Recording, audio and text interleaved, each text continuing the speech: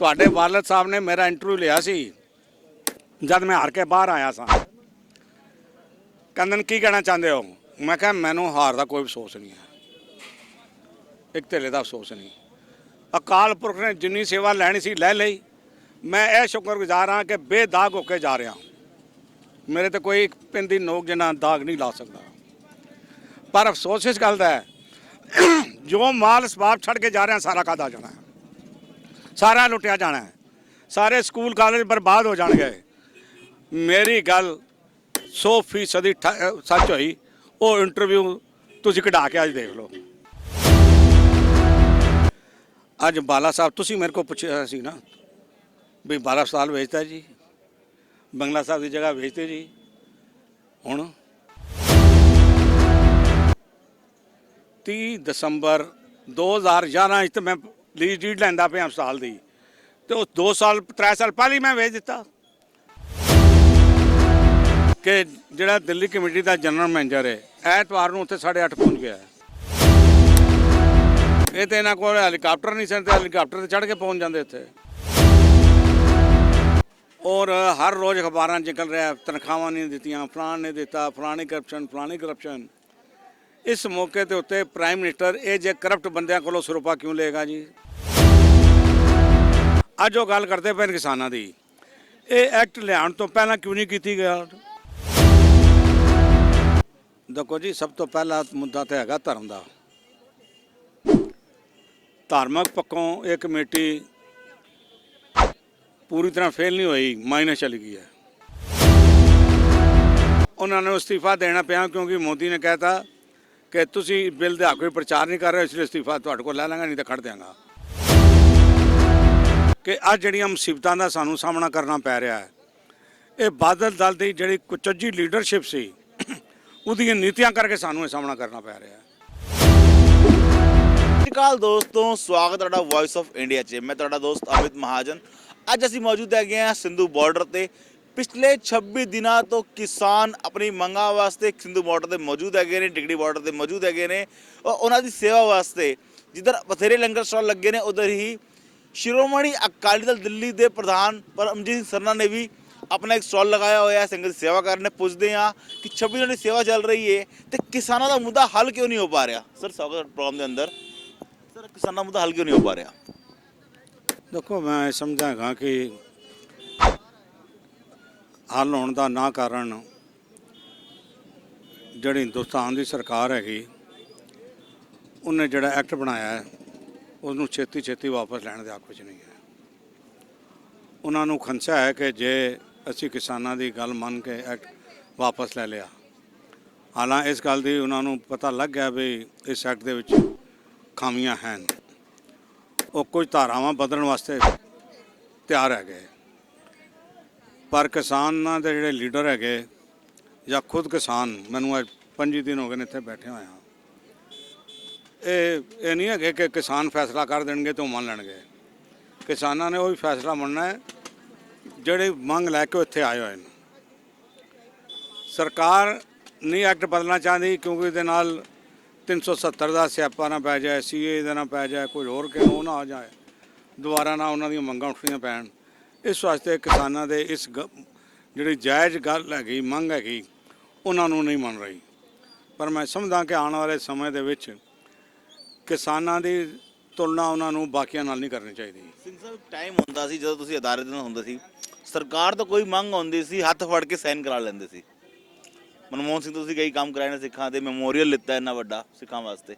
ਮੈਂ ਜੇ ਪੰਜਾਬ ਦੇ ਕਿਸਾਨਾਂ ਦੀ ਇੰਨੀ ਵੱਡੀ ਮੰਗ, ਕੋਈ ਸਾਡੇ ਕੋਲ ਲੀਡਰ ਹੀ ਨਹੀਂ ਰਿਹਾ ਇਹੋ ਜਿਹਾ ਜਿਹੜਾ ਸਰਕਾਰ ਕੋਲ ਲੈ ਕੇ ਸਾਡੀ ਮੰਗ ਮੰਗਵਾ ਸਕੇ, ਹੱਥ ਫੜੇ ਕੰਮ ਕਰਵਾ ਸਕੇ। ਦੇਖੋ, ਗੱਲ ਹੈਗੀ ਜੀ ਕਿ ਜਿਹੜੀ ਲੀਡਰਸ਼ਿਪ ਹੈਗੀ, ਤੁਸੀਂ ਇਹ ਦੇਖ ਲਓ ਨਾ, ਜਿਹੜੇ ਅਕਾਲੀ ਦਲ ਦੀ ਬੈਕਬੋਨ ਹੁੰਦੀ ਸੀ ਪੰਜਾਬ ਦੇ ਵਿੱਚ, ਉਹ ਕਿਸਾਨ ਹੁੰਦੇ ਸਨ। ਕਿਸਾਨਾਂ ਦੇ ਸਿਰ 'ਤੇ ਉੱਤੇ ਉਹ ਰਾਜ ਕਰਦੇ ਸਨ। ਫਿਰ ਇੱਕ ਅੱਧ ਪਾਰਟੀ ਨਾਲ ਸਮਝੌਤਾ ਕਰ ਲੈਣਾ ਤੇ ਉਹਨਾਂ ਨੇ 25 ਸਾਲ ਰਾਜ ਕੀਤਾ। ਅੱਜ ਮੈਨੂੰ ਕਿਸੇ ਅਕਾਲੀ ਦੀ ਸ਼ਕਲ ਨਜ਼ਰ ਆ ਰਹੀ ਹੈ ਪਿਛਲੇ 25 ਦਿਨਾਂ 'ਚੋਂ? ਕੋਈ ਨਹੀਂ ਨਜ਼ਰ ਆ ਰਹੀ। ਕੋਈ ਸਟੇਜ 'ਤੇ ਚੜ੍ਹਨ ਨਹੀਂ ਦੇ ਰਿਹਾ ਉਹਨਾਂ ਨੂੰ। ਕਿਸ ਵਾਸਤੇ? ਉਹ ਇਹ ਸਮਝਦੇ ਪੈਣ ਕਿਸਾਨ ਕਿ ਅੱਜ ਜਿਹੜੀਆਂ ਮੁਸੀਬਤਾਂ ਦਾ ਸਾਨੂੰ ਸਾਹਮਣਾ ਕਰਨਾ ਪੈ ਰਿਹਾ ਹੈ, ਇਹ ਬਾਦਲ ਦਲ ਦੀ ਜਿਹੜੀ ਕੁਚੱਜੀ ਲੀਡਰਸ਼ਿਪ ਸੀ ਉਹਦੀਆਂ ਨੀਤੀਆਂ ਕਰਕੇ ਸਾਨੂੰ ਇਹ ਸਾਹਮਣਾ ਕਰਨਾ ਪੈ ਰਿਹਾ। ਇਹ ਕਿਸ ਮੂੰਹ ਨਾਲ ਜਾ ਕੇ ਉਹਨਾਂ ਨੂੰ ਕਹਿਣਗੇ? ਦੇਖੋ, ਜਦ ਆਰਡੀਨੈਂਸ ਪੇਸ਼ ਹੋਇਆ, ਬਾਦਲ ਦੀ ਨੂੰ ਹਰਸਿਮਰਤ ਕੌਰ ਉਹਦੇ ਮੌਜੂਦ ਸੀ, ਉਸਨੇ ਆਰਡੀਨੈਂਸ ਦਾ ਵਿਰੋਧ ਨਹੀਂ ਕੀਤਾ। ਕੈਬਨਿਟ ਦੇ ਵਿੱਚ ਜਦ ਡਿਸਕਸ ਹੋਇਆ, ਉਹਨੇ ਵਿਰੋਧ ਨਹੀਂ ਕੀਤਾ। ਇਹ ਤਾਂ ਜਿਵੇਂ ਉਹਨੂੰ ਦੇਖਿਆ, ਫਿਰ ਪਾਰਲੀਮੈਂਟ 'ਚ ਬਹਿਸ ਹੋਈ, ਵਿਰੋਧ ਨਹੀਂ ਹੋਇਆ। ਐਕਟ ਦੇ ਹੱਕ ਵਿੱਚ ਵੋਟ ਪਾਈ ਇਹਨਾਂ ਨੇ। ਪਰ ਜਦ ਦੇਖਿਆ ਵੀ ਇਹ ਤਾਂ ਜਿਹੜੀ ਸਾਡੇ ਹੇਠੋਂ ਚਾਦਰ ਸਾਰੀ ਖਿਸਕ ਗਈ ਹੈ, ਫਿਰ ਉਹਨਾਂ ਨੂੰ ਅਸਤੀਫਾ ਦੇਣਾ ਪਿਆ, ਕਿਉਂਕਿ ਮੋਦੀ ਨੇ ਕਹਿਤਾ ਕਿ ਤੁਸੀਂ ਬਿੱਲ ਦੇ ਹੱਕ ਵਿੱਚ ਪ੍ਰਚਾਰ ਨਹੀਂ ਕਰ ਰਹੇ, ਇਸ ਲਈ ਅਸਤੀਫਾ ਤੁਹਾਡੇ ਕੋਲ ਲੈ ਲਾਂਗਾ, ਨਹੀਂ ਤਾਂ ਖੜ ਦਿਆਂਗਾ। ਅਸਤੀਫਾ ਦੇਤਾ। ਅੱਜ ਉਹ ਗੱਲ ਕਰਦੇ ਪਏ ਕਿਸਾਨਾਂ ਦੀ। ਇਹ ਐਕਟ ਲਿਆਉਣ ਤੋਂ ਪਹਿਲਾਂ ਕਿਉਂ ਨਹੀਂ ਕੀਤੀ ਗਿਆ? ਸਿੰਘ ਸਾਹਿਬ, ਸਵਾਲ ਮੇਰਾ ਹੋਰ ਹੈਗਾ ਕਿ ਅੱਜ ਤੱਕ ਅਕਾਲੀ ਦਲ ਦਾ ਇਤਿਹਾਸ ਹੋਵੇ, ਗੁਰਦੁਆਰਾ ਕਮੇਟੀ ਦਾ ਇਤਿਹਾਸ ਹੋਵੇ, ਇਹੋ ਜਿਹਾ ਦਿਨ ਕਦੀ ਨਹੀਂ ਆਇਆ ਕਿ ਪ੍ਰਧਾਨ ਮੰਤਰੀ ਗੁਰਦੁਆਰਾ ਸਾਹਿਬ ਆਏ ਹੋਣ ਤੇ ਮੈਂਬਰ ਨੂੰ ਨਾ ਪਤਾ ਹੋਵੇ, ਪ੍ਰਧਾਨ ਨੂੰ ਨਾ ਪਤਾ ਹੋਵੇ, ਸਕੱਤਰ ਨੂੰ ਨਾ ਪਤਾ ਹੋਵੇ।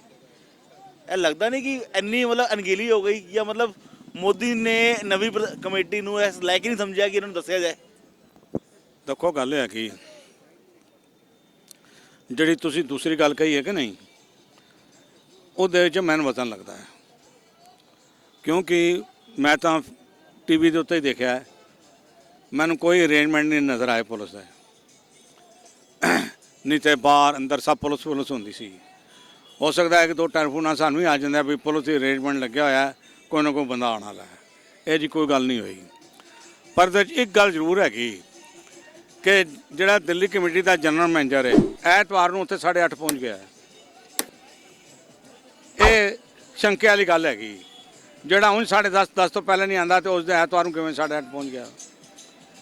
ਪਰ ਮੈਂ ਸਮਝਦਾ ਹਾਂ ਕਿ ਦਿੱਲੀ ਕਮੇਟੀ ਦੇ ਮੌਜੂਦਾ ਕਮੇਟੀ ਦੇ ਪ੍ਰਧਾਨ ਤੇ ਜਨਰਲ ਸਕੱਤਰ ਵਾਸਤੇ ਇਸ ਤੋਂ ਮਾੜੀ ਗੱਲ ਕਿਹੜੀ ਹੋ ਸਕਦੀ ਹੈ ਕਿ ਪ੍ਰਧਾਨ ਮੰਤਰੀ ਨੇ ਆਉਣਾ ਤੇ ਤੁਹਾਨੂੰ ਪਤਾ ਹੀ ਕੋਈ ਨਹੀਂ, ਤੁਹਾਨੂੰ ਦੱਸਿਆ ਹੀ ਨਹੀਂ ਗਿਆ। ਜਦ ਉਹਨਾਂ ਦੇ ਮਨ 'ਚ ਗੱਲ ਫੁਰਦੀ ਸੀ ਸਾਡੇ ਵਕਤ, ਤਾਂ ਉਹ ਸਾਡੇ ਕੋਲ ਗੱਲ ਪਹੁੰਚ ਜਾਂਦੀ ਸੀ ਵੀ ਉਹ ਆਉਣਾ ਚਾਹਤੇ ਹੈ, ਤੇ ਇੱਥੇ ਚਲਾ ਵੀ ਗਿਆ ਤਾਂ ਇਹਨਾਂ ਨੂੰ ਪਤਾ ਹੀ ਕੋਈ ਨਹੀਂ। ਇਹ ਤਾਂ ਇਹਨਾਂ ਕੋਲ ਹੈਲੀਕਾਪਟਰ ਨਹੀਂ ਸਨ, ਤੇ ਹੈਲੀਕਾਪਟਰ 'ਤੇ ਚੜ੍ਹ ਕੇ ਪਹੁੰਚ ਜਾਂਦੇ ਇੱਥੇ। ਮਗਰ ਸਨਾ ਸਾਹਿਬ ਪੁੱਛਣਾ ਚਾਹ ਰਹੇ ਸੀ, ਮੇਰਾ ਸਵਾਲ ਹਾਲੇ ਵੀ ਮਤਲਬ ਉਸ ਲਾਗੇ ਦਵਾਗੇ ਹੀ ਹੈਗਾ ਕਿ ਅੱਜ ਤੱਕ ਦੇ ਇਤਿਹਾਸ ਦੇ ਅੰਦਰ, ਜਾਂ ਪੰਡਿਤ ਜਵਾਹਰ ਲਾਲ ਨਹਿਰੂ ਤੋਂ ਲੈ ਕੇ ਮਨਮੋਹਨ ਸਿੰਘ ਵੀ ਪ੍ਰਧਾਨ ਮੰਤਰੀ ਨੇ, ਈਵਨ ਮੋਦੀ ਸਾਹਿਬ ਵੀ ਪਹਿਲੇ ਗੁਰਦੁਆਰਾ ਕਮੇਟੀ ਦੇ ਪ੍ਰੋਗਰਾਮ 'ਤੇ ਆਉਂਦੇ ਰਹੇ ਨੇ, ਮਗਰ ਪਹਿਲੀ ਵਾਰ ਇਹੋ ਜਿਹਾ ਉਹਨਾਂ ਦਾ ਕੀ ਦਿਮਾਗ 'ਚ ਰਿਹਾ ਕਿ ਮਤਲਬ ਕਮੇਟੀ ਦੇ ਪ੍ਰਧਾਨ ਨੂੰ ਦੱਸਣਾ ਇਹਨਾਂ ਨੇ ਜ਼ਰੂਰੀ ਨਹੀਂ ਸਮਝਿਆ? ਉਹਦੀ ਦੇਖੋ ਜੀ, 2 ਵਜ੍ਹਾ ਪੱਕੀਆਂ ਗਿਆ।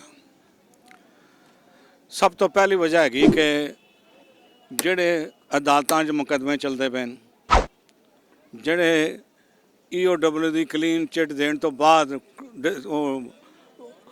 ਉਸ ਤੋਂ ਬਾਅਦ ਫਿਰ ਜੱਜ ਇਹਨਾਂ ਦੇ ਖਿਲਾਫ FIR ਦੇ ਆਦੇਸ਼ ਦਿੰਦਾ ਤੇ FIR ਦਰਜ ਹੁੰਦੀਆਂ ਹਨ। ਔਰ ਹਰ ਰੋਜ਼ ਅਖਬਾਰਾਂ 'ਚ ਨਿਕਲ ਰਿਹਾ ਤਨਖਾਹਾਂ ਨਹੀਂ ਦਿੱਤੀਆਂ, ਫਲਾਣ ਨੇ ਦਿੱਤਾ, ਫਲਾਣੀ ਕਰਪਸ਼ਨ। ਇਸ ਮੌਕੇ ਦੇ ਉੱਤੇ ਪ੍ਰਾਈਮ ਮਿਨਿਸਟਰ ਇਹ ਜੇ ਕਰਪਟ ਬੰਦਿਆਂ ਕੋਲੋਂ ਸਰੂਪਾ ਕਿਉਂ ਲਏਗਾ ਜੀ? ਉਹਨਾਂ ਨੂੰ ਕਿਉਂ ਬੁਲਾਏਗਾ ਜੀ? ਮੈਨੂੰ ਦੱਸੋ। ਕਿਸੇ ਦਾ ਕਿਰਦਾਰ ਵਾਲੇ ਕੋਲ ਲੈਣਗੇ ਨਾ। ਇੱਕ ਤਾਂ ਗੁਰਦੁਆਰੇ ਆ ਰਿਹਾ, ਰਕਾਬਗੰਜ ਸਾਹਿਬ ਆ ਰਿਹਾ, ਉੱਥੋਂ ਕਰਪਟ ਬੰਦੇ ਕੋਲੋਂ ਸਰੂਪਾ ਲੈ ਲਵੇ ਤੇ ਇਹਨਾਂ ਦੇ ਪੱਲੇ ਕੀ ਰਹਿ ਗਿਆ? BJP ਦੇ ਪੱਲੇ ਕੀ ਰਹਿ ਗਿਆ ਤੇ ਉਹਨਾਂ ਦੇ ਪੱਲੇ ਕੀ, ਸਰਕਾਰ ਦੇ ਪੱਲੇ ਕੀ ਰਹਿ ਗਿਆ? ਇਹਨਾਂ ਦੀ ਕਰਪਸ਼ਨ ਪਾਸੇ ਇਹਨਾਂ ਨੂੰ ਨਹੀਂ ਦੱਸਿਆ ਔਰ ਇਹਨਾਂ ਕੋਲ ਸਰੂਪਾ ਵਗੈਰਾ ਨਹੀਂ ਲਿਆ। ਹੁਣ ਦਿੱਲੀ ਕਮੇਟੀ ਦੇ ਚੋਣਾਂ ਵੀ ਆ ਰਹੀਆਂ ਨੇ। ਸਵਾਲ ਮੈਂ ਦੁਬਾਰਾ ਹੱਸੀ ਬੈਠੇ ਆ ਕਿਸਾਨ ਅੰਦੋਲਨ, ਸਵਾਲ ਫਿਰ ਪੁੱਛ ਰਿਹਾ, ਕੀ ਲੱਗਦਾ ਹੈ ਚੋਣਾਂ ਦੇ ਅੰਦਰ ਮੁੱਦੇ ਕੀ ਰਹਿਣ ਵਾਲੇ ਨੇ? ਦੇਖੋ ਜੀ, ਸਭ ਤੋਂ ਪਹਿਲਾ ਮੁੱਦਾ ਤਾਂ ਹੈਗਾ ਧਰਮ ਦਾ। ਧਾਰਮਿਕ ਪੱਖੋਂ ਇਹ ਕਮੇਟੀ ਪੂਰੀ ਤਰ੍ਹਾਂ ਫੇਲ ਨਹੀਂ ਹੋਈ, ਮਾਈਨਸ ਚਲੀ ਗਈ ਹੈ। ਇਹਨਾਂ ਨੇ ਆਪਣੇ 8 ਸਾਲ ਦੇ ਟੈਨਿਓਰ ਦੇ ਵਿੱਚ ਕੋਈ ਅੰਮ੍ਰਿਤ ਸੰਚਾਰ ਦੀ ਲਹਿਰ ਚਲਾਈ ਹੈ? ਇੱਕ ਵੀ ਨਹੀਂ। ਕੋਈ ਉੱਚੇ ਪ੍ਰੋਗਰਾਮ ਕੀਤੇ ਨੇ ਦਿੱਲੀ ਦੇ ਸਿੱਖਾਂ ਨੂੰ ਗੁਰੂ ਨਾਲ ਜੋੜਨ ਵਾਸਤੇ? 550ਵਾਂ ਪ੍ਰਕਾਸ਼ ਉਤਸਵ ਕਿਵੇਂ ਮਨਾਇਆ ਗਿਆ? ਇੰਡੀਆ ਗੇਟ ਤੇ ਕੀਰਤਨ ਕਰਾ ਕੇ, ਜੁੱਤੀਆਂ ਪਵਾ ਕੇ, ਹੈ ਜੀ, ਇੰਡੋਰ ਸਟੇਡੀਅਮ 'ਚ ਕਰਾਇਆ ਗਿਆ। ਕੀ ਹੈਗਾ ਉਹਦਾ? ਗੁਰੂ ਨਾਨਕ ਦੇ ਫਲਸਫੇ ਦੇ ਬਾਰੇ ਇਹਨਾਂ ਨੂੰ ਦੱਸਿਆ? ਕੋਈ ਬੱਚਿਆਂ ਨੂੰ ਜਿਹੜੇ ਸਕੂਲਾਂ 'ਚ ਪੜ੍ਹਦੇ ਸਨ ਉਹਨਾਂ ਨੂੰ ਕੋਈ ਦੱਸਿਆ? 500 ਰਾਗੀ ਸਿੰਘਾਂ ਨੂੰ ਕੀਰਤਨ ਬਿਠਾ ਕੇ 500 ਵਿੱਚੋਂ 50 ਰਾਗੀ ਸਿੰਘ ਸਨ ਤੇ ਬਾਕੀ ਉਵੇਂ ਹੀ ਸਨ ਭਾਰੂ। ਸਭ ਤੋਂ ਵੱਡੀ ਗੱਲ ਜੁੱਤੀਆਂ ਪਾ ਕੇ ਤੁਸੀਂ 500 ਸਾਲਾ 550 ਪ੍ਰਕਾਸ਼ ਉਤੇ ਕੀਰਤਨ ਕਰਾਉਂਦੇ ਪਏ ਹੋ। ਤੀਸਰੀ ਗੱਲ ਕਰਪਸ਼ਨ ਨਾਲ ਇਤਨਾ ਬੁਰਾ ਹਾਲ ਹੋ ਗਿਆ ਕਿ ਮੁਕੱਦਮੇ ਚੱਲਦੇ ਪਏ ਨੇ। ਚੌਥੀ ਗੱਲ ਤਨਖਾਹਾਂ ਕੋਈ ਨਹੀਂ ਗੁਰਦੁਆਰੇ ਦੇ ਮੁਲਾਜ਼ਮਾਂ ਵਾਸਤੇ, ਟੀਚਰਾਂ ਵਾਸਤੇ। ਸਰ ਮੇਰਾ ਸਵਾਲ ਵਿਚਾਰ ਨੂੰ ਇੱਕ ਹੋਰ ਮੈਂ ਪੁੱਛਣਾ ਚਾਹਾਂਗਾ, ਕਮੇਟੀ ਦਾ ਤੁਸੀਂ ਕਹਿ ਰਹੇ ਹੋ ਫੰਡ ਹੀ ਨਹੀਂ ਬਚਿਆ, ਜੇ ਤੁਸੀਂ ਆਓਗੇ ਤੇ ਫੰਡ ਆਏਗਾ ਕਿਵੇਂ? ਫੰਡ ਤੇ ਖਤਮ, ਤੁਸੀਂ ਕਮੇਟੀ ਆਪ ਕਹਿ ਰਹੇ ਸਾਡੇ ਕੋਲ ਪੈਸਾ ਹੀ ਨਹੀਂ ਹੈਗਾ ਤਲਰੇ ਦੇਣ ਵਾਸਤੇ, ਕਮੇਟੀ ਨੇ ਆਪ ਹੀ ਕਹਿੰਦਾ ਸਾਡੇ ਕੋਲ ਪੈਸਾ ਬਚਿਆ ਹੀ ਨਹੀਂ ਹੈਗਾ, ਪੈਸਾ ਜ਼ੀਰੋ ਹੋ ਚੁੱਕਾ ਹੈ। ਜੇ ਜ਼ੀਰੋ ਹੋ ਚੁੱਕਾ ਤੇ ਕਮੇਟੀ ਅੱਗੇ ਚੱਲੇਗੀ ਕਿਵੇਂ? ਦੇਖੋ ਇਹਦੇ ਦੋ ਜਵਾਬ ਹੈਗੇ। ਪਹਿਲਾ ਜਵਾਬ ਇਹ ਹੈਗਾ ਕਿ ਮੈਂ ਆਪਣਾ ਵਪਾਰ ਕਰਦਾ, ਇੱਕ ਦੋ ਸਿੱਖ ਇੰਡਸਟਰੀਜ਼ ਨੂੰ ਖਰੀਦਿਆ ਹੋਇਆ ਮੈਂ ਤੇ ਉਹਨਾਂ ਨੂੰ ਚਾਲੂ ਵੀ ਕੀਤਾ ਹੋਇਆ ਹੈ।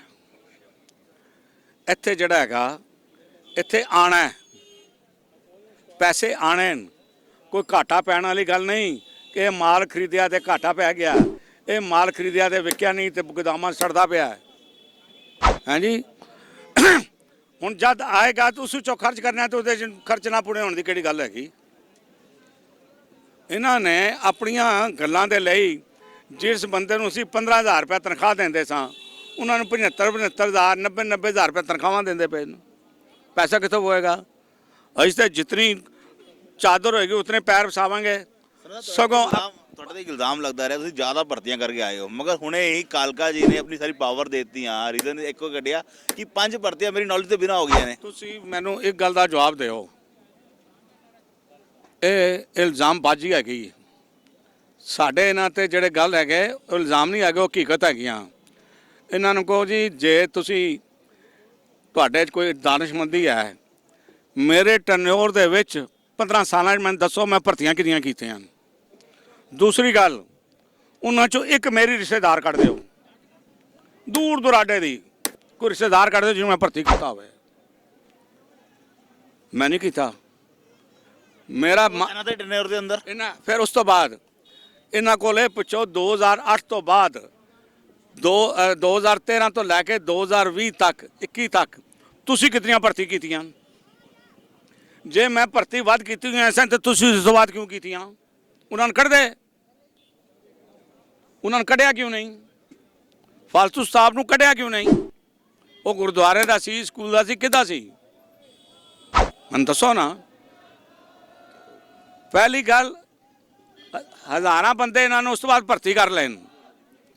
ਪਹਿਲੀ ਗੱਲ ਮੇਰਾ ਜੇ ਵਾਧੂ ਸਟਾਫ ਸੀ, ਮੈਂ ਕਿਸੇ ਨੂੰ ਕਿਸੇ ਦੀ ਸ਼ਿਕਾਇਤ ਸੀ ਕਿ ਮੈਂ 30 ਤਰੀਕ ਉਹਨਾਂ ਨੂੰ ਤਨਖਾਹ ਨਹੀਂ ਸੀ ਦਿੰਦਾ।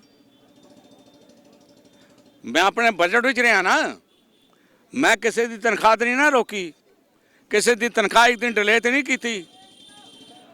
ਸਾਡੇ ਵਕਤ 3 ਮਹੀਨੇ ਦੀ ਤਨਖਾਹ ਕਰੰਟ ਅਕਾਊਂਟ ਵਿੱਚ ਜਮ੍ਹਾਂ ਹੁੰਦੀ ਸੀ, 30 ਤਰੀਕ ਦੀ ਤਨਖਾਹ ਤੋਂ ਬਾਅਦ 1 ਮਹੀਨੇ ਦੀ ਤਨਖਾਹ ਕੈਸ਼ ਪਈ ਹੁੰਦੀ ਸੀ। ਸਿੰਘ ਸਾਹਿਬ ਇੱਕ ਸਵਾਲ ਲਾਸਟ ਸਵਾਲ ਦੇਖੋ ਜੀ, ਗੱਲ ਇਹ ਹੈਗੀ ਤੁਸੀਂ ਉਹਨਾਂ ਦਾ ਇੰਟਰਵਿਊ ਲੈਂਦੇ ਹੋ, ਭਾਵੇਂ ਕਿਸੇ ਦਾ ਲਵੋ, ਉਹਨੂੰ ਸਵਾਲ ਪੁੱਛੋ, ਦੱਸ ਭਾਈ ਤੁਸੀਂ ਇਲਜ਼ਾਮ ਲਾਇਆ ਸਰ ਨੇ ਬੜੀ ਭਰਤੀ ਕੀਤੀ, ਤੁਸੀਂ ਕੱਢਿਆ ਕਿਉਂ ਨਹੀਂ? ਫਿਰ ਕੋਈ ਇੱਕ ਸ਼ਿਕਾਇਤ ਤੁਹਾਡੇ ਕੋਲ ਹੈਗੀ ਜਿਹੜੀ ਤੁਸੀਂ ਇਹ ਕਹੀ ਹੋਵੇ ਕਿ ਇਹਨਾਂ ਨੇ ਤਨਖਾਹ ਨਹੀਂ ਦਿੱਤੀ। ਮੈਂ ਭਰਤੀ ਕੀਤੀਆਂ, ਕਿਉਂ ਕੀਤੀਆਂ? 4 ਮੈਨੇਜਮੈਂਟ ਕਾਲਜ ਖੋਲ੍ਹੇ ਨੇ, 2 B.Ed ਕਾਲਜ ਖੋਲ੍ਹੇ ਨੇ, ਇੰਜੀਨੀਅਰਿੰਗ ਕਾਲਜ ਖੋਲ੍ਹਿਆ ਹੈ ਜੀ, ਤਾਂ ਭਰਤੀਆਂ ਕੀਤੀਆਂ। ਸਕੂਲਾਂ ਦਾ ਗਿਣਤੀ ਜਿਹੜੀ ਸੀ ਸਾਡੇ ਅੱਜ 13,000 ਰਹਿ ਗਈ, ਸਾਡੇ ਹੋ ਗਏ 21,000 ਸਟੂਡੈਂਟ ਸੀ। 21,000 ਸਟੂਡੈਂਟ ਵਿੱਚ ਮਨਜੀਤ ਸਿੰਘ ਜਿਹਦਾ ਚੇਅਰਮੈਨ ਸੀ ਹਰਕ੍ਰਿਸ਼ਨ ਪਬਲਿਕ ਸਕੂਲ ਦਾ 2007 ਟੀਚਰ ਤੇ ਨਾਨ ਟੀਚਿੰਗ ਸਟਾਫ ਸੀ, 2500 ਬੱਚਾ ਸੀ। ਅਸੀਂ 3000 ਬੱਚਾ ਕੀਤਾ ਤੇ ਟੀਚਰ ਇੱਕ ਵੀ ਨਹੀਂ ਭਰਤੀ। ਫालतू ਰਿਕਾਰਡ ਦੇਖ ਲਓ, you go to the record ਨਾ। ਇੱਕ ਸਵਾਲ ਮੇਰਾ ਹੋਰ ਹੈਗਾ, ਪਹਿਲਾ ਸਵਾਲ ਹੈਗਾ ਵੀ ਦੱਸੋ ਇਸ ਗੱਲ ਦੀ ਤਹਿਕੀਕਾਤ ਕਰੋਗੇ ਵੀ ਦੱਸੋ ਜੀ ਸਾਡੇ ਜਾਣ ਤੋਂ ਬਾਅਦ ਭਰਤੀ ਕਿਤਨੀ ਹੋਈ? ਉਹ ਸਵਾਲ ਵੀ ਜ਼ਰੂਰ ਪੁੱਛਾਂਗੇ। ਇੱਕ ਸਵਾਲ ਮੇਰਾ ਹੋਰ ਹੈਗਾ। ਨਹੀਂ ਪਹਿਲੇ ਬੰਦੇ ਦੱਸੋ। ਹਾਂ ਜੀ ਪੁੱਛਾਂਗਾ ਸਰ। ਕਿਸ ਕੋਲ ਪੁੱਛੋਗੇ? ਇਹਨਾਂ ਪਾਰਟੀ ਤੋਂ ਪੁੱਛਾਂਗੇ। ਹਾਂ ਪਾਰਟੀਆਂ ਕੋਲ ਪੁੱਛ ਕੇ ਫਿਰ ਮੈਂ ਜਵਾਬ ਦੇਣਾ। ਸਰ ਲਾਸਟ ਸਵਾਲ ਇੱਕ ਹੋਰ ਹੈਗਾ ਮੇਰਾ। ਹਾਂ ਉਹਨਾਂ ਨੂੰ ਕਹੋ ਦਮ ਹੈ ਤੁਹਾਡੇ 'ਚ, ਮੇਰੇ ਨਾਲ ਲਾਈਵ ਡਿਸਕਸ਼ਨ ਕਰ ਲਓ। ਸਰ ਲਾਸਟ ਮੈਂ ਬੁਲਾ ਲਓ, ਭਾਵੇਂ ਉਸ ਨੂੰ ਬੁਲਾ ਲਓ। ਲਾਸਟ ਸਵਾਲ ਹੈਗਾ ਵੀ ਅਸੀਂ ਗੁਰਦੁਆਰਾ ਕਮੇਟੀ ਦੇ ਦਫ਼ਤਰ ਕਰਨ ਵਾਸਤੇ ਤਿਆਰ ਹਾਂ। ਮੇਰਾ ਲਾਸਟ ਸਵਾਲ ਹੈਗਾ, ਤੁਸੀਂ ਇੱਕ ਹਿਸਾਰ ਦੇ ਕੋਲ ਆਪਣਾ ਹਰਿਆਣਾ ਦੇ ਅੰਦਰ ਕਾਲਜ ਬਣਾਉਣ ਦੀ ਕੋਸ਼ਿਸ਼ ਕੀਤੀ ਸੀ, ਤੁਸੀਂ ਅੱਧੀ ਅੱਧੀ ਨੀਂਹ ਪਾਈ ਦਿੱਤੀ, ਬਿਲਡਿੰਗ ਵੀ ਖੜੀ ਕਰ ਦਿੱਤੀ, ਉਹ ਖੰਡਰ ਹੋ ਗਈ ਹੈ। ਇੱਕ ਬਾਲਾ ਹਸਪੀਟਲ ਖੰਡਰ ਹੋ ਗਿਆ ਤੇ ਇਹ ਕਾਲਜ ਖੰਡਰ ਹੋ ਗਿਆ। ਕੀ ਕਹਿਣਾ ਚਾਹੋਗੇ ਇਸ ਬਾਰੇ? ਕਿੰਨਾ ਦਿਲ ਦੁਖਦਾ ਹੈ? ਦੇਖੋ ਗੱਲ ਇਹ ਹੈਗੀ ਜੀ, ਸਾਡੇ ਦਿਲ ਦੁਖਦੇ ਨੇ ਕਿਉਂਕਿ ਅਸੀਂ ਇਹਨਾਂ ਨੂੰ ਆਪਣੀ ਕੌਮ ਦਾ ਸਰਮਾਇਆ ਮੰਨਦੇ ਹਾਂ। ਸਾਡੇ ਕੌਮ ਦੇ ਸਰਮਾਇਆ ਨੂੰ ਇਹਨਾਂ ਨੇ ਨਾ ਲੀਰੋ ਲੀਰ ਕਰਕੇ ਰੱਖ ਦਿੱਤਾ ਹੈ, ਨਿਫਤੋ ਨੂਰ ਕਰਕੇ ਰੱਖ ਦਿੱਤਾ ਹੈ। ਅੱਜ ਬਾਲਾ ਸਾਹਿਬ, ਤੁਸੀਂ ਮੇਰੇ ਕੋਲ ਪੁੱਛਿਆ ਸੀ ਨਾ ਵੀ ਬਾਲਾ ਸਾਲ ਵੇਚਦਾ ਜੀ, ਬੰਗਲਾ ਸਾਹਿਬ ਦੀ ਜਗ੍ਹਾ ਵੇਚਦੇ ਜੀ। ਹੁਣ 30 ਦਸੰਬਰ 2011 ਵਿੱਚ ਮੈਂ ਡੀਡ ਲੈਂਦਾ ਪਿਆ ਸਾਲ ਦੀ, ਤੇ ਉਹ 2 ਸਾਲ 3 ਸਾਲ ਪਹਿਲਾਂ ਹੀ ਮੈਂ ਵੇਚ ਦਿੱਤਾ। ਹੁਣ ਲਫ਼ਜ਼ ਮੇਰਾ ਸਖਤ ਹੈ, ਪਰ ਮੈਂ ਸਖਤ ਲਫ਼ਜ਼ ਕਹਾਂਗਾ ਵੀ ਉਸ ਪਿਓ ਦਾ ਨਾਂ ਤਾਂ ਦੱਸੋ ਜਿਹਨੇ ਉਹ ਜਗ੍ਹਾ ਖਰੀਦੀ ਸੀ। ਹੈਂ ਜੀ, ਝੂਠੇ ਇਲਜ਼ਾਮ ਲਾ ਕੇ ਅੱਜ ਇਹਨਾਂ ਦਾ ਅਸਰ ਕੀ ਹੋਇਆ? ਹੁਣ ਇਹਨਾਂ ਦਾ ਇਹ ਅਸਰ ਹੋਣਾ ਸੀ। ਤੁਹਾਡੇ ਵਾਲਦ ਸਾਹਿਬ ਨੇ ਮੇਰਾ ਇੰਟਰਵਿਊ ਲਿਆ ਸੀ ਜਦ ਮੈਂ ਹਾਰ ਕੇ ਬਾਹਰ ਆਇਆ ਸਾਂ। ਕਹਿੰਦੇ ਕੀ ਕਹਿਣਾ ਚਾਹੁੰਦੇ ਹੋ? ਮੈਂ ਕਿਹਾ ਮੈਨੂੰ ਹਾਰ ਦਾ ਕੋਈ ਅਫਸੋਸ ਨਹੀਂ ਹੈ, ਇੱਕ ਧੇਲੇ ਦਾ ਅਫਸੋਸ ਨਹੀਂ। ਅਕਾਲ ਪੁਰਖ ਨੇ ਜਿੰਨੀ ਸੇਵਾ ਲੈਣੀ ਸੀ ਲੈ ਲਈ। ਮੈਂ ਇਹ ਸ਼ੁਕਰਗੁਜ਼ਾਰ ਹਾਂ ਕਿ ਬੇਦਾਗ ਹੋ ਕੇ ਜਾ ਰਿਹਾ। ਮੇਰੇ ਤੇ ਕੋਈ ਇੱਕ ਪਿੰਨ ਦੀ ਨੋਕ ਜਿੰਨਾ ਦਾਗ ਨਹੀਂ ਲਾ ਸਕਦਾ। ਪਰ ਅਫਸੋਸ ਇਸ ਗੱਲ ਦਾ ਹੈ, ਜੋ ਮਾਲ ਸਬਾਬ ਛੱਡ ਕੇ ਜਾ ਰਿਹਾ ਸਾਰਾ ਖਾਧਾ ਜਾਣਾ ਹੈ, ਸਾਰਾ ਲੁੱਟਿਆ ਜਾਣਾ ਹੈ, ਸਾਰੇ ਸਕੂਲ ਕਾਲਜ ਬਰਬਾਦ ਹੋ ਜਾਣਗੇ। ਮੇਰੀ ਗੱਲ 100% ਸੱਚ ਹੋਈ। ਉਹ ਇੰਟਰਵਿਊ ਤੁਸੀਂ ਕਢਾ ਕੇ ਅੱਜ ਦੇਖ ਲਓ, ਇੱਕ ਇੱਕ ਤਿਨਕਾ ਜਿਹੜਾ ਸੱਚ ਹੋਇਆ ਹੈ। ਹੁਣ ਰਹੀ ਗੱਲ ਬਾਲਾ ਸਾਹਿਬ ਦੀ ਹਾਲਤ ਹੈ, ਜੇ ਅੱਜ ਇਸ ਕਰੋਨਾ ਵਿੱਚ ਹੀ ਪਤਾ ਦਿੱਲੀ ਕਮੇਟੀ ਦੀ ਕਮਾਈ ਕਿੰਨੀ ਹੋਣੀ ਸੀ? ਇੱਕ ਸਾਲ ਦੇ ਘੱਟੋ ਘੱਟ 50 ਕਰੋੜ ਰੁਪਈਆ। ਹੁਣ ਇਸ ਵਕਤ ਤੱਕ ਸਾਨੂੰ 200 ਕਰੋੜ ਰੁਪਇਆ ਪ੍ਰੋਫਿਟ ਆ ਜਾਣਾ ਸੀ, ਜਿਹੜਾ ਅਸੀਂ ਆਪਣੇ ਬੱਚਿਆਂ ਦੀ ਪੜ੍ਹਾਈ ਲਈ ਤੇ ਸਿਹਤ ਲਈ, ਬਈ ਕੋਈ ਫੈਮਿਲੀ ਕੈਂਸਰ ਹੋ ਗਿਆ, ਕੁਝ ਹੋ ਗਿਆ, ਨਹੀਂ ਇਲਾਜ ਕਰ ਸਕਦੇ, ਆਓ ਕਰਾਓ ਜੀ, ਉਹਦੇ 'ਚ ਪੈਸੇ ਦੇਣੇ ਸਨ। ਕਿਸੇ ਨੂੰ ਡਾਕਟਰ ਬਣਾਉਣਾ, ਉਹ ਨਹੀਂ ਪੜ੍ਹ ਸਕਦਾ, ਉਹਦੇ ਪੈਸੇ ਦੇਣੇ ਸਨ। ਔਰ ਜਿਹੜੀ ਤੁਸੀਂ ਗੱਲ ਕਰਦੇ ਹੋ ਉਹਦੀ, ਸਾਡਾ ਉੱਥੇ ਘੱਟੋ ਘੱਟ 25 ਕਰੋੜ ਰੁਪਇਆ ਲੱਗਾ ਸੀ। ਪਹਿਲੇ ਤਾਂ ਗੁਰੂ ਤੇਗ ਬਹਾਦਰ ਸਾਹਿਬ ਦੀ ਜਗ੍ਹਾ ਅਸੀਂ ਵਾਪਸ ਲਈ, ਲੱਖਾਂ ਰੁਪਏ ਦਿੱਤੇ, ਫਿਰ ਸਕੂਲ ਬਣਾਇਆ, ਫਿਰ ਪ੍ਰਾਇਮਰੀ ਸਕੂਲ ਬਣਾਇਆ, ਫਿਰ ਕਾਲਜ ਬਣਾਇਆ। ਇਹ ਸਰਸੇ ਨੇ ਆਪਣੇ ਚਾਚੇ ਨੂੰ ਉੱਥੇ ਲਾ ਕੇ ਤੇ ਚਾਚੇ ਦੀ ਨੂੰਹ ਨੂੰ ਉੱਥੇ ਲਾ ਕੇ ਉਹਨੂੰ ਰੇਗਿਸਤਾਨ ਬਣਾ ਕੇ ਰੱਖ ਦਿੱਤਾ। ਅੱਜ ਦੁਨੀਆ ਜਹਾਨ ਦੀ ਨਜਾਇਜ਼ ਸ਼ਰਾਬ ਉੱਥੋਂ ਵਿਕ ਰਹੀ ਹੈ, ਅਫੀਮ ਵਿਕ ਰਹੀ ਹੈ, ਚਰਸ ਵਿਕ ਰਹੀ ਹੈ। ਜਿਹੜੇ ਉੱਥੇ ਦੇ ਲੋਕੀ ਰਹਿਣ ਵਾਲੇ ਨੇ ਉਹ ਜਾ ਕੇ ਦੇਖ ਰਹੇ ਨੇ ਬਈ ਸੱਤਿਆਨਾਸ਼ ਹੋਇਆ ਹੈ, ਹਰ ਤਰ੍ਹਾਂ ਦਾ ਭੈੜੇ ਤੋਂ ਭੈੜਾ ਕੰਮ ਇੱਥੇ ਹੋ ਰਿਹਾ। ਹੁਣ ਕਈ ਚੀਜ਼ਾਂ ਉੱਥੇ ਉਹ ਵੀ ਪਈਆਂ ਸਨ ਜਿਹੜਾ ਅੱਜ ਮੈਂ ਜ਼ਿਕਰ ਕਰਨਾ ਇੱਥੇ ਠੀਕ ਨਹੀਂ ਸਮਝਦਾ। ਮੈਂ ਤੁਹਾਨੂੰ ਪੈਸੇ ਦੇਣਾ ਆਣ ਜਾਣ ਦੇ, ਜਰਾ ਜਾ ਕੇ ਹਾਲਤ ਦੇਖੋ ਕੀ ਹੋਇਆ ਉੱਥੇ। ਹਾਲਾਤ ਕੀ ਹਾਲਾਤ ਇਹ ਵੇ ਕਿ ਉਸ ਸਕੂਲ ਦੀ ਕਮਾਈ ਚੋਂ ਸਰਸੇ ਦਾ ਚਾਚਾ ਇੱਕ ਉੱਥੇ ਹੋਰ ਸਕੂਲ ਬਣਾ ਗਿਆ ਆਪਣੀ ਨੂੰਹ ਨੂੰ ਉੱਥੇ ਮੈਨੇਜਰ ਰੱਖ ਕੇ 50,000 ਰੁਪਏ ਮਹੀਨਾ ਤਨਖਾਹ ਦਿੰਦਾ ਰਿਹਾ। ਉੱਥੇ ਨਾਲ ਉਹਨੂੰ ਪ੍ਰਿੰਸੀਪਲ ਲਾਤਾ। ਇੱਥੇ 900 ਬੱਚਾ ਪੜ੍ਹਦਾ ਸੀ, 125 ਬੱਚਾ ਰਹਿ ਗਿਆ, ਬੱਚੇ ਸਾਰੇ ਉੱਥੇ ਲੈ ਗਿਆ। ਜੁੱਤੀਆਂ ਜਾਨ ਦਾ ਸਮਾਨ ਉੱਥੇ ਵੇਚ ਕੇ ਚਲੇ ਗਏ। ਕੋਈ ਇੱਕ ਜ਼ੁਲਮ ਥੋੜੀ ਕੀਤਾ ਹੈ। ਅਸੀਂ ਉੱਥੇ ਗੁਰੂ ਤੇਗ ਬਹਾਦਰ ਯੂਨੀਵਰਸਿਟੀ ਬਣਾਉਣੀ ਸੀ ਵੀ ਇਹ 400 ਸਾਲਾ ਗੁਰੂ ਤੇਗ ਬਹਾਦਰ ਸਾਹਿਬ ਦਾ ਜਿਹੜਾ ਪ੍ਰਕਾਸ਼ ਉਤਸਵ ਆ ਰਿਹਾ ਹੈ, ਇਸ ਪਿਛਲੇ 8 ਸਾਲਾਂ ਦੇ ਵਿੱਚ ਇਤਨੇ ਕਾਲਜ ਖੋਲ੍ਹਣੇ ਸਨ ਕਿ ਅਸੀਂ ਉਸ ਨੂੰ ਗੁਰੂ ਤੇਗ ਬਹਾਦਰ ਯੂਨੀਵਰਸਿਟੀ ਦਾ ਨਾਂ ਦੇਣਾ ਸੀ, ਕਿਉਂਕਿ 275 ਏਕੜ ਯੂਨੀਵਰਸਿਟੀ ਬਣਨੀ ਸੀ। ਉਹ ਇਹਨਾਂ ਨੇ ਸਾਰੇ ਪੈਸੇ ਖਾ ਕੇ ਇਸ ਦਿੱਲੀ ਦੇ ਸਿੱਖਾਂ ਦਾ ਚੁੱਪਣਾ ਜਿਹੜਾ ਚੱਕਣਾ ਚੂਰ ਕਰਕੇ ਰੱਖ ਦਿੱਤਾ। ਐਸੀ ਸਾਡੇ ਨਾਲ ਸਰਨਾ ਸਾਹਿਬ ਜਿਨ੍ਹਾਂ ਨੇ ਆਪਣੇ ਦਿਲ ਦੀ ਗੱਲ ਦੱਸੀ ਤੇ ਦੱਸਿਆ ਕਿ ਕਿਸਾਨਾਂ ਦੇ ਮੋਰਚੇ ਦੇ ਉੱਤੇ ਚਾਹੇ ਅਕਾਲੀ ਦਲ ਬਾਦਲ ਹੋਵੇ ਜੋ ਫੇਲ ਰਿਹਾ, ਗੁਰਦੁਆਰਾ ਕਮੇਟੀ ਦੇ ਪ੍ਰਬੰਧ ਦੇ ਉੱਤੇ ਗੁਰਦੁਆਰਾ ਬਾਦਲ ਫੇਲ ਰਿਹਾ, ਤੇ ਇਹਨਾਂ ਨੇ ਕਿਹਾ ਕਿ ਬਿਗੜ ਦੇ ਉੱਤੇ ਜਿਹੜੀ ਜ਼ਮੀਨ ਸੀ 280 ਏਕੜ ਕਾਲਜ ਬਣਨਾ ਸੀ, ਯੂਨੀਵਰਸਿਟੀ ਬਣਨੀ ਸੀ ਗੁਰਦੁਆਰਾ ਤੇਗ ਬਹਾਦਰ ਨਾਂ ਤੇ, ਉਹ ਬਣਾਉਣ 'ਚ ਵੀ ਉਹ ਫੇਲ ਰਿਹਾ। ਦੇਖਦੇ ਰਹੋ ਵੌਇਸ ਆਫ ਇੰਡੀਆ, ਖਾਲਸਾ ਫਤਿਹ ਜੀ।